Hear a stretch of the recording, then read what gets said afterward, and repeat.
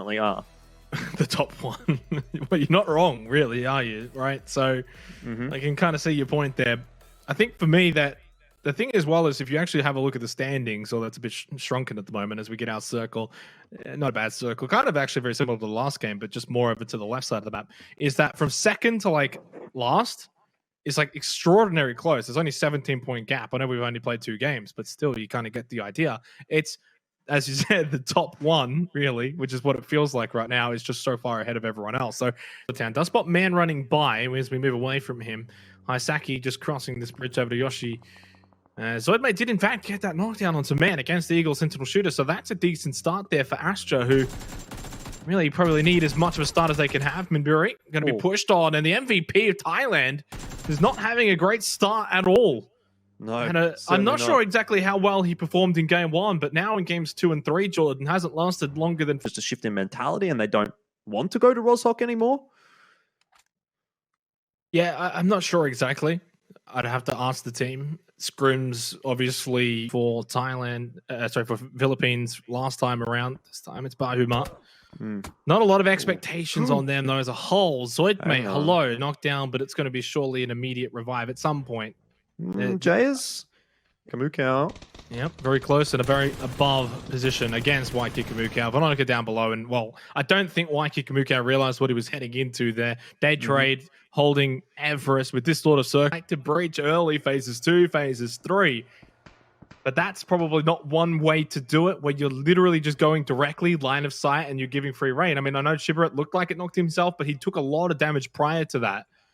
Buriram make their way across just below Golden Cat, 6 from either side here. I dare say they are. God Meow goes down early. Mangson is getting that, and Canaxi is kind of being left high and dry now. He's the only one on the northern side of this bridge. As soon as Golden Cat spot him out, he's going to be in trouble. But that is a nice few shots coming through from the SKS. You hear the click, click, click. He's run out of ammo. Grenades headed in his direction now as well, and the barrel has to get pulled out, but Canaxi can't do too much. Does get himself a grenade knock onto Tinoy, so he's kind of like a one-man army at the moment for Buriram. There's no one here that can actually help him out. Rotations are coming in. Great shots from Edie to keep his teammate covered as he crosses the river. That was Nordra. And all of a sudden, potentially on the line here already early on in match 3. They've gotten off to a very sluggish and slow start. North Circle for phase 4. No surprise there, of course. Gearbox, well, they had a 2-2 split, may just want to group up now as well if they want to.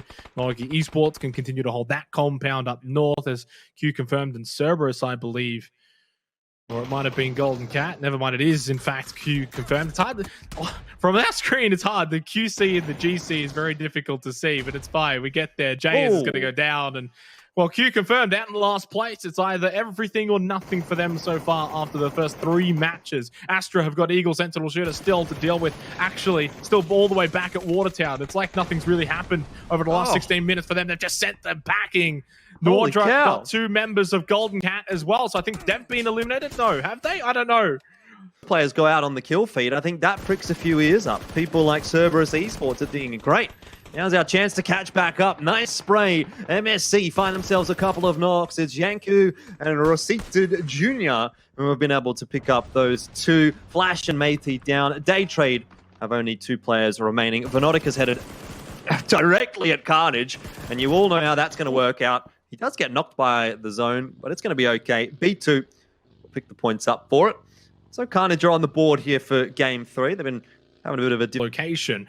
As you mentioned, Bahumat have been waiting for a very, very long time here. Astra have been patient. In fact, we saw Zoid's point of view. He had the shot if he wanted to. Linksy now with the spray. You've got to land these. You've bided your time. Linksy finds a double on the Mr. Chan, and Shinwar Ju as Extreme should get the last one. Oh, he just jumps out of the way like a movie star. Switches over the SKS, but now he's taking shots from Ronan, trying to just still get that Flaming Darcia to get some explosion to happen. In the end, it does explode. The Victim Rise is the ones who are going to receive the points because of it. Extreme knockdown, and now finished off as well by Samoy.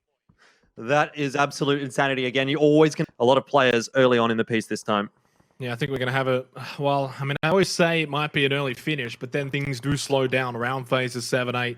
For instance, Victim Riot's eliminated in 12th position. It's going to be a struggle for a lot of teams to pick up play side of the blue as they eventually die and as they sort of make their way out of the game. Astra have really tried to make the best of a strange in this game, considering the change back over to Rain. He swaps and chooses how he pleases. MSC still with 3 alive, but their MVP hasn't been by their side at all tonight, really, as there goes Astra in 10th. Yeah, Nikus was also stuck down there with Linksy on the island, so he was giving those points up to the blue as well, just firing a few shots at Buriram, which may inevitably end up helping out Fury Australia. You can see Jukesy right now, proned, ready, and waiting for Buriram. How many kills can Jukesy get here? Realistically, they've got no idea, although they are looking like they're going to rotate away as we head over towards Carnage out to the west. They got Cerberus above them on the other side of this hill. Not a very big lip on this hill, but it's big enough that at B2's current position, they would have to kind of run up and then peek over it. MSC are here as well, so it's a 3-team fiasco out west here for Phase 5. A minute until Phase 6, Blue's moving. Rossiter Jr. at the tree, yanked off so close to going out. Now he does, in the end. You've only got so many lives you can really take. B2's been flashed as he pushes up to the UAZ. Cerberus are fully in control of this fight out west at the moment, Jordan. Yeah, Carnage under pressure. B2 low behind the US. Rain tries to make something happen, but does end up getting knocked down by Subang. Here comes Basil, and Carnage is eliminated. Subang picking one up, Basil another. 9th place, so Carnage not quite able to get into the placement points, but this opens the door for everyone else, as MSC are eliminated in 8th. That's also by Cerberus Esports. Juicy is still proning. God Meow has died to the explosion of the vehicle. That's courtesy of Ronan. This is where Insight and Ronan need to make their push. They need to make their move. Come over the top of this hill. Fire down below. You can see Insight even just spraying with the barrel, trying to put pressure onto an Oroja who's running towards Jukesy. Finally gets the heal off and the reload, and he's able to get the elimination. Now stands up as well, the SLR towards Canaxi. The knockdown, only one more player in front of him. Edie pushing over the spray from Ronan. They're just trying to buy time for Jukesy, but he goes down. And they can't save their member. Ronan is the last one alive for Fury. That really didn't go as well as they would have planned.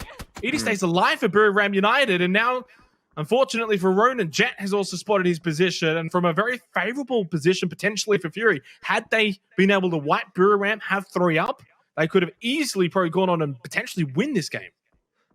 Being thrown in by Gearbox, but they're going to have to move. Circle is at their back, and they're going to have to go straight into Cerberus, who have full control of the rotation in. Feels like they've got full control of this game.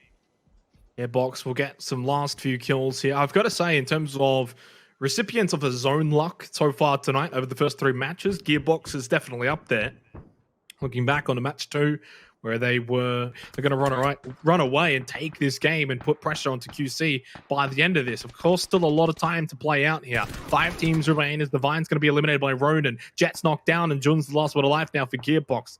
4 kills, top 5. Not a bad effort for Gearbox.